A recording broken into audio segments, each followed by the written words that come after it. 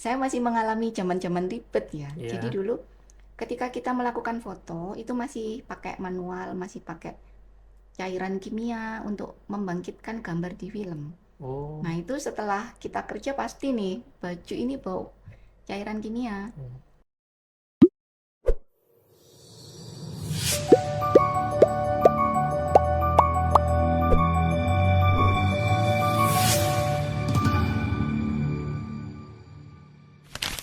Assalamualaikum warahmatullahi wabarakatuh. Selamat siang, selamat sore, selamat malam semua Sobat Sukandar. Tergantung kapan menonton podcast ini ya.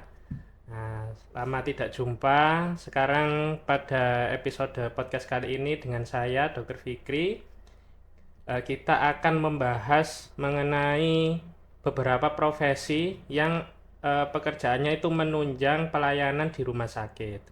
Nah, pada episode pertama ini kita akan mengetahui, kita akan belajar banyak mengenai profesi radiografer, teman-teman. Nah, sekarang sudah hadir bersama saya seorang radiografer dari RSUD Sukandar dengan Ibu Linda. Selamat siang, Ibu Linda. Iya, selamat siang. Gimana kabarnya, Bu? Alhamdulillah baik. Luar Alhamdulillah. biasa hari ini. Masya Allah, alhamdulillah. Nggih. Jadi langsung masuk ya kita ke materi podcast kita pada hari ini. Pertanyaan yang pertama itu mengenai apa itu radiografer nih. Apakah radiografer itu karena ada radionya dia pekerjaannya itu mengoperasikan radio atau malah menjadi penyiar atau mungkin dari grafernya. Oh, radiografer itu fotografer atau videografer atau bagaimana? Bagaimana Bu? Coba dijelaskan. Ya, secara umum mungkin ya, kalau orang awam mungkin bilangnya radio seperti yang dokter bilang tadi sama grafer adalah fotografer dah. Mungkin itu adalah perpaduan, Hmm. tetapi pada dasarnya radiografer adalah profesi. Jadi suatu profesi yang ada pendidikan khususnya dan saat ini di Indonesia sudah ada D3, kemudian D4, S1 dan terakhir di tahun 2019 itu sudah ada jenjang S2-nya untuk Oh iya. radiografer itu ya. Hmm. Jadi pekerjaannya itu sekitar di bidang radiologi begitu ya, Bu? Iya, betul di Oke. bidang radiologi. Jadi radiografer adalah tenaga di mana kami memproses suatu gambar yang dihasilkan oleh modalitas alat Oh iya. dengan berbagai jenis alat yang berbeda-beda tentunya. Ya, sesuai dengan kebutuhan pasien ya nanti ya. Iya, betul sesuai Iya. kebutuhan pasien, sesuai dengan permintaan dari dokter JP-JP pasien juga. Iya. Kembali lagi ke pendidikan tadi ya, Bu. Hmm. Kalau untuk menjadi radiografer itu istilahnya jenjang pendidikannya tadi dijelaskan ada D3, D4 dan S1, bahkan saya baru tahu kalau ada S2-nya ini ya. Iya, Itu baru. yang dipelajari apa, Bu, waktu kuliah itu, Bu? Kalau yang dipelajari sih yang paling utama adalah anatomi radiografi Ya. dari tubuh pasien. Kemudian ada fisika radiasi dan fisika dasar karena peralatan yang kita pakai itu kan mengandung radiasi semua. Iya. Pakai X-ray, pakai medan magnet. Jadi kami ketika kuliah juga diajarin fisika radiasi. Kemudian di situ juga bersangkutan dengan proteksi radiasi, di mana pada saat kita memberikan dosis ke pasien itu harus sesuai dengan standar prosedurnya yang ada, yang sudah diakui secara internasional. Kemudian ada juga ilmu tentang keselamatan pasien. Kita juga belajar di situ apa aja yang harus kita lihat dari pasien yang sedang kita berikan tindakan medis itu. Nih. Iya. Iya. Jadi banyak ya, Bu, yang dipelajari. Kalau secara umum berarti itu mempelajari tentang bidang medisnya ya, tentang Iya. tubuh manusia Mm-mm. dan juga tentang teknologi, tentang alat atau modalitas yang Iya, digunakan betul. untuk memeriksa itu tadi ya, Iya, Bu. betul Iya. sekali. Karena semakin tahun ini modalitas yang ada semakin berkembang Iya. dan kita haruslah mengikuti perkembangan zamannya itu. Iya. Jadi kalau terkait perbedaan kompetensinya sendiri tadi, Bu, yang diploma, sarjana itu Mm-mm. bagaimana, Bu? Jadi untuk yang diploma 3 dan diploma Hmm. 4 untuk saat ini ada penyetaraan ya. Maksudnya Hmm. untuk yang diploma 3 itu sudah mulai banyak yang ditutup. Oh Jadi ya. sudah lebih ke diploma 4-nya. Hmm. Nah, untuk diploma 4 ini kita lebih ke pelayanan pasien. Hmm. Sedangkan untuk yang sarjana sama S2 itu lebih ke manajemennya. Hmm. Dimana kita dituntut untuk lebih bisa mengatur manajemen di radiologi itu sendiri, mulai dari pengadaan bahan, Ya. kemudian membuat alur pelayanan pasien, Hmm. terus juga penataan ruangan. Jadi lebih ke Manajemen. manajerialnya. Iya, Iya. manajemennya. Iya. Kalau diploma lebih ke pelayanan pasien. Pelayanannya ya. Kemudian dari beberapa mata kuliah tadi Bu yang sudah jenengan sebutkan, kira-kira yang menurut Bu Linda yang paling mudah dan yang paling sulit untuk dipelajari apa dulu waktu kuliah? Kalau yang paling sulit tentunya fisika ya. Fisika ya. Dari sekolah memang sudah sulit itu Bu. Iya, benar. Fisika mulai dari fisika dasar 1, dasar 2 sampai fisika radiasi. Ya itu yang paling sulit Yang sih. paling sulit ya. Kalau untuk anatomi radiografi kan kita menghafal ya. Iya, Artinya mungkin lebih cepat. Semakin kita banyak hafalan, kita semakin mudah. banyak Iya. referensi kita. Tetapi kalau fisika ini kan nggak semua orang bisa Jadi ya. ada hitung-hitungannya ya Bu, kuliah Ada. radiografer ya. Iya, Oh, betul. Jadi kita harus bisa menghitung dosis yang dosis. kita berikan ke pasien. Dari mulai pasien yang bayi 1 hari pasti beda dengan anak Iya, umur iya, 5 tahun. iya. Beda lagi dengan orang dewasa. Dewasa, Terus iya. antara kurus, gemuk itu juga beda lagi. Oh, iya. Nanti dosisnya itu menentukan hasil fotonya begitu ya Bu. Ya, betul. Terlihatnya cukup jelas atau terlalu Ya, kurang begitu ya. ya, sangat mempengaruhi. Kalau zaman dulu itu masih apa ya? Saya masih mengalami zaman-zaman ribet ya. Jadi Iya. dulu ketika kita melakukan foto itu masih pakai manual, masih pakai cairan kimia untuk membangkitkan gambar di film. Oh. Nah, itu setelah kita kerja pasti nih baju ini bau cairan kimia. Tetapi dengan perkembangan zaman mulailah cairan kimia ditinggalkan, pakai yang otomatis. Iya. Itu tetap cairan kimia, pakai cairan kimia juga, tapi kita nggak celup-celup ya. Iya. Sudah ada mesin yang di dalamnya itu ada kotak-kotaknya. Jadi kita tinggal masukin aja dan itu di ruangan gelap. Oh, Kemudian iya. semakin tahun lagi itu juga sudah ditinggalkan, sudah ada teknologi yang baru pakai laser.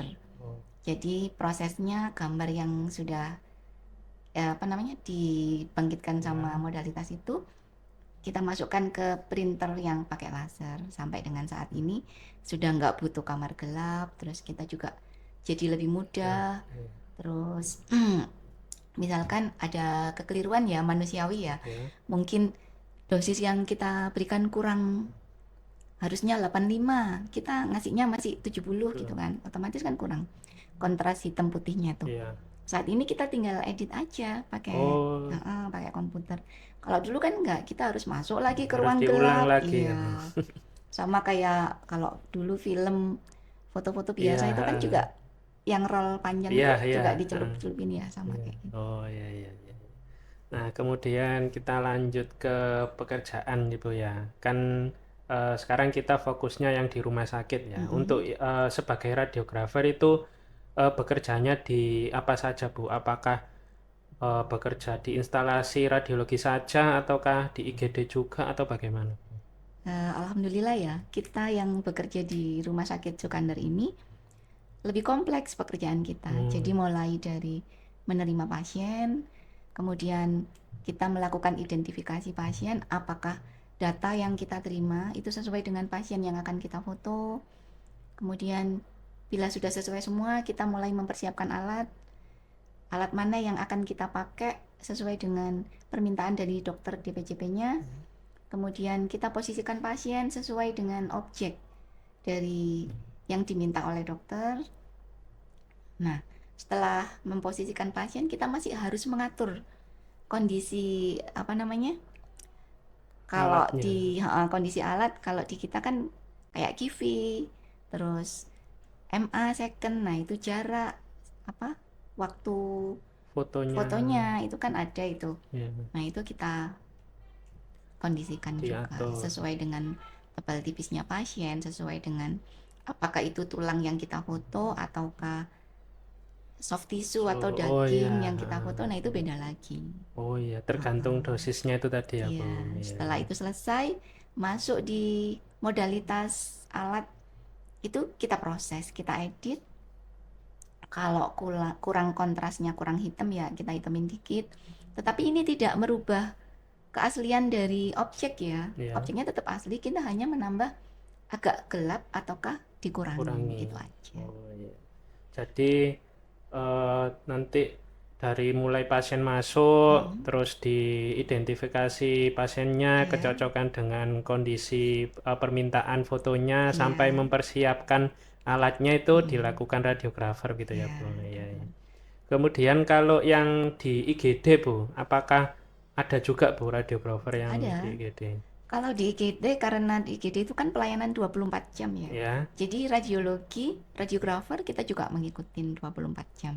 ada shift-shiftan Ada juga ya Bu. shift-shiftannya juga. Dan di situ kita menangani pasien-pasien trauma ya otomatis kita harus lebih cekatan Oh dalam iya. pekerjaannya. Iya.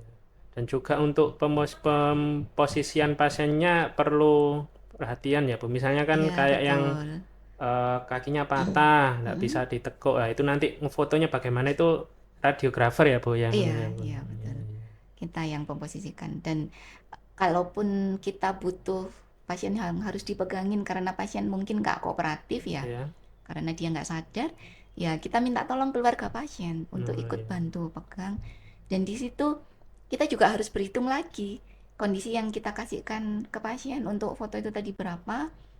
Kita juga harus mengingat pasien keluarga pasien Iya, itu juga harus kita ingat ya, harus kita iya. ini Di keselamatan pasien dan keselamatan juga. keluarga. Iya, Jadi iya. si pasien kita kasih apron supaya tetap terlindung dari radiasi. Kemudian selanjutnya Bu, untuk yang alat-alat radiologi yang ada Mm-mm. di Rumah Sakit Sukandari ini, eh, pelayanannya ada apa saja sih Bu? Alhamdulillah di sini kita semakin lengkap ya. Ya, Mulai dari mobile unit yang bisa dipakai untuk ke ruangan ICU, ya, kemudian ICU bayi. Nah, itu yang bisa didorong mobile ya. kemana-mana. Itu kita punya sekitar 3 yang aktif ya. Mm-mm. Kemudian X-ray konvensional. Konvensional. Lalu ada lagi panoramik khusus untuk gigi keligi. Terus ada multi slice CT scan. Nah, ini yang lebih canggih lagi. Ya. Terus yang terbaru kemarin ada mamografi Oh ya. sama cath lab, Oh iya, cath lab itu kan perlu radiologi juga ya radiografer. Bu. Iya, Iya, dia. soalnya memasukkan eh, apa ringnya itu kan harus dipantau ya Iya, Bu. harus dipantau melalui ini fluoroskopi X-ray-nya Iya. itu. Untuk perbedaannya alat-alatnya itu tadi secara umum bagaimana Bu? Apakah ada yang menggunakan sinar semua atau ada yang menggunakan bahan lain mungkin? Oh ya. Untuk yang pemakaiannya dengan menggunakan sinar X ya, atau yang orang awam sebut ronsen itu Ya, ada pada mobile unit, kemudian ada pada X-ray konvensional yang ada di radiologi pusat, ya. kemudian CT scan. Jadi 3 alat ini ada lagi panoramik sama mamografi. Oh, Nah, itu menggunakan sinar X-ray iya, semua ya itu Bu? menggunakan Ya. sinar X. Kemudian ada USG. Ya, Kalau USG ini menggunakan teknologi gelombang suara. Jadi lebih safe untuk ibu-ibu hamil, ya, kemudian balita. Itu lebih safe. Ada lagi yang canggih MRI. Nah, ini menggunakan medan magnet. ya. Medan magnet. Jadi bukan menggunakan sinar ya Bu kalau MRI itu Bukan, ya. ya. Dan nanti tampilannya perbedaannya antara dengan yang menggunakan medan magnet dengan medan sinar itu bagaimana Bu? Apa mungkin yang kelihatan semua jaringan atau yang hanya jaringan tertentu saja? Kalau untuk yang pakai X-ray itu lebih detail di area perdarahan, kemudian tulang. Nah, itu lebih detail. Tetapi kalau untuk MRI yang menggunakan medan magnet, ini lebih detail untuk melihat kelainan pada jaringan, terus ligamen, Oh ya. soft tissue, terutama organ-organ yang kayak ini, kandungan, rahim, Oh ya. terus otak. Nah, Ya, itu lebih jelas kalau jelas pakai menggunakan MRI. MRI ya, Bu. Iya. Iya. Nah, kemudian mungkin eh, Sobat Sukandar di rumah ini Mm-mm. ada banyak pertanyaan atau mungkin mitos atau fakta yang beredar di orang-orang awam. Nah, misalnya, kenapa kok kalau mau USG harus puasa dulu kah? Atau harus apa dulu mungkin? Atau mungkin kalau mau foto dengan kontras ya Bu? Ya, itu perlakuannya berbeda-beda atau bagaimana Bu? Iya. Untuk USG ya, Ya. memang ada sebagian yang harus dengan puasa, tetapi ada juga yang tanpa puasa. Hmm. Yang harus puasa biasanya untuk pasien-pasien dengan ini indikasi ada batu empedu Oh ya. atau polip di kandung empedunya itu. Ya, Nah, itu harus puasa puasa minimal 8 jam. 8 jam. Karena ketika nggak puasa, itu kantung empedunya ini kempes. Hmm. Tetapi pada saat pasien sudah puasa minimal 8 jam, kantongnya ini melebar. Jadi dokter radiologi kita itu nggak kesulitan ketika harus melihat apakah di situ ada batu, ada polip, ataukah yang masih berupa cairan. Iya. Jadi bahasa medisnya apa ya? Selat-selat itu. Iya, iya. Nah, Ada itu lebih isinya jelas. apa itu ketahuannya Betul. kalau sudah puasa begitu ya Bu Iya, ya. khusus yang untuk lihat kantung empedu. Iya. Sama Doppler ini, Iya. apa namanya? Untuk DVT. Untuk pasien-pasien Oh yang ya, pembuluh diabetes, darah. Ya. iya, pasien diabetes itu yang kakinya bengkak. Nah, Ya. ini juga wajib puasa. Kemudian kalau yang dengan kontras itu tadi Bu, mungkin apa yang Kalau perlu mm, diperhatikan atau disiapkan dengan pasiennya mungkin? untuk yang dengan kontras ini biasanya yang menggunakan X-ray ya, sama Ya. MRI.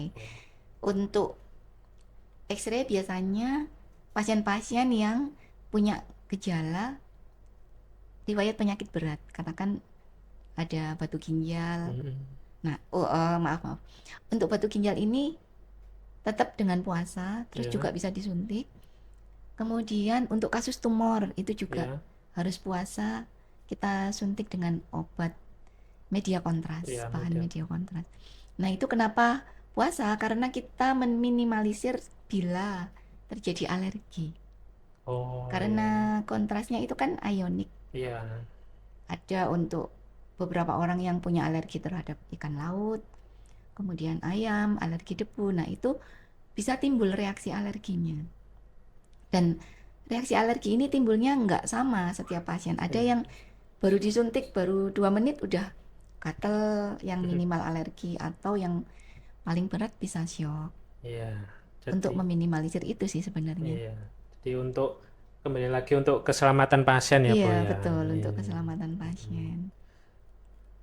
Kemudian mungkin ada pesan-pesan Ibu untuk generasi muda zaman sekarang, mungkin yang pengen belajar radiologi atau yang pengen menjadi radiografer, itu apa-apa aja Bu, pesannya Bu? Pesan untuk anak-anak muda nih ya yang Ya. eh, kepengen jadi radiografer. Mungkin radiografer ini adalah pilihan profesi yang cukup dibutuhkan juga. Terus kita juga bangga sebagai radiografer ya, karena dengan radiografer ini kita bisa menolong sesama, terus juga bisa menjadi mitra kerja dari dokter spesialis radiologi, di mana kita yang membuat gambar, kita yang mengedit gambar, Ya. dokter yang Membaca. memberikan bacaan Ya. ya, yang menginterpretasi. Nah, untuk anak-anak muda generasi penerus, pesan saya kalau untuk menjadi radiografer jangan tinggalkan selalu belajar komputer ya. Karena Ya. saat ini di radiologi hampir 100%, hampir 95% nih sudah dengan komputer Komputer semua. ya, Kalau digital dulu semua ya Bu. iya Ya. digital semua. Bahkan ini yang terbaru AI ini juga sudah mulai dipakai Oh, untuk radiologi, untuk radiografer. radiologi ya. Oh Di ya. negara-negara Amerika, Jepang itu sudah Ya. mulai memasukkan AI Ya. untuk proses Penggunaan. ini bangkit gambarnya itu. Iya. Itu kemudian bahasa Inggris. Nah, Ya. ini juga wajib ya. Apalagi sekarang dari SD, TK itu kan udah mulai belajar Ya. bahasa Inggris ya. Jadi harus ya itu bahasa Inggris, Diperkuat komputer, lagi ya, komputer. sama untuk kalau anatomi radiografi pasien, nah itu nanti bisa mengikuti. Baik, terima kasih Sobat Sukandar sudah menemani perbincangan kita pada hari ini. Cukup seru dan informatif sekali ya. Akhirnya kita tahu nih tentang profesi radiografer, mulai dari tadi pendidikannya, apa saja yang dipelajari, kompetensinya di rumah sakit, hingga mitos dan fakta nih ya, terkait radiologi, terkait radiografer, kita tahu semua. Terima kasih Sobat Sukandar semua sudah menemani dalam perbincangan kita kali ini. Terima kasih juga atas kesempatan mengundang saya ada di acara ini.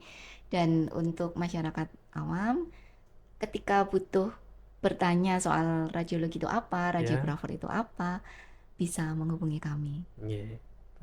Menghubungi di mana, Bu? Ada sosmednya? Ya, ada sosmednya di ini, sosmed radiologi RS Sukandar. Radiologi RS Sukandar. Tetap ikuti terus podcast Sobat Sukandar di episode selanjutnya. Terima kasih. Assalamualaikum warahmatullahi wabarakatuh. Halo Sobat Sukandar semuanya, nantikan konten kami di Sukandar Podcast. Stay tune di akun YouTube kami ya, RSUD Profesor Dr. Sukandar, dan akun sosial media yang lain. Jangan lupa subscribe dan follow ya. See you!